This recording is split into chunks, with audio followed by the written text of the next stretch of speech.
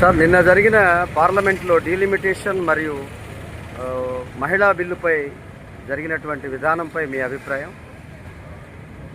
నిన్న ఢిల్లీలో పార్లమెంట్లో ప్రత్యేక సమావేశం జరిగింది. ఈ ప్రత్యేక సమావేశంలో 131వ రాజ్యాంగ సవరణ కేంద్ర ప్రభుత్వం ప్రవేశపెట్టింది. ఇది భారతదేశ పార్లమెంటరీ ప్రజాస్వామ్య ప్రక్రియలో ఇది ఒక ప్రత్యేకత. పాలకులు పార్లమెంటరీ ప్రజాస్వామ్యాన్ని వాళ్ళ రాజకీయ అవసరాల కోసం ఎట్లా వినియోగించుకుంటారనేటువంటి నిన్నటి ఉదాహరణగా చూడాల్సిన అవసరం ఉంది.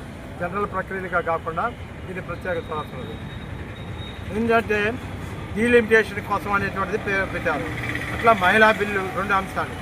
ఈ 2 అంశాలని 131వ రాజ్యాంగ సవరణ ద్వారా లింక్ చేసి పెట్టారు. ఎందుకంటే వీటిని చేయాలంటే రాజ్యాంగాన్ని సవరించాలి. రాజ్యాంగాన్ని సవరణ చేయాలంటే పార్లమెంట్లో 3వ వంతు మెజార్టీ ఉండాలి. కాబట్టి దానికి సంబంధించింది చర్చ కోసం స్వచ్ఛందంగా పాలకులు ఆ బిల్లుని అందరికీ పెట్టి పార్లమెంట్లో ఆ సభ్యులకు ముందుగా అందజేసి చర్చించి ప్రజాస్వామ్యంగా దాని మీద జరగాలి.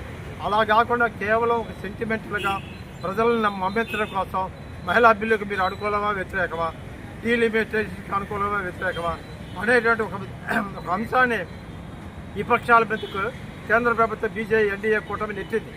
ఇది దుర్మార్గమైన పద్ధతి. దాంట్లో ప్రజలకు సంబంధించిన సమస్య బిల్లు అది ప్రజాస్వామిక వేదికగా చర్చించాల్సిన అవసరం. మహిళా బిల్లు అనేటువంటిది ఒక 97 నుంచి అది వాయిదాలు పడుతూ వచ్చింది. దానికి ఆనాటి నుంచి కాంగ్రెస్ బీజేపీ ఇద్దరు కారణమే. కానీ దాంట్లో ఓబీసీలకు అవకాశం ఇచ్చిన పెండింగ్ పెట్టారు. అయినప్పటికీ ప్రధానమంత్రి మోడీ ఏమంటాడంటే మహిళా బిల్లు మీకే ఇస్తున్నాం, ఆ క్రెడిట్ మీరే తీసుకొని అంటాడు. ఏమిటి అది ఆ ప్రక్రియ అంటే వాళ్ళని ఇరిటేట్ చేయటం.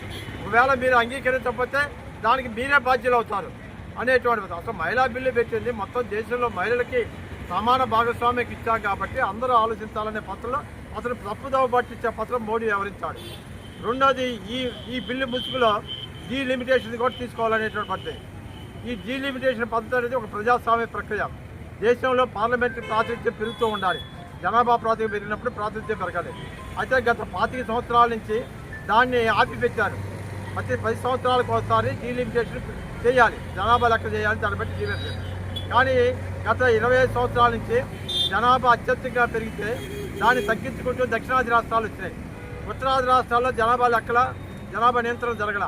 కాబట్టి దేశం మొత్తంగా డీలిమిటేషన్ అనేది ప్రజాస్వామ్యయుతంగా ఉండాలి తప్ప కేవలం జనాభా ప్రాతిపదిక అయితే అది కుదరదనే చెప్పి గతంలో ప్రభుత్వం దాన్ని ఆపింది.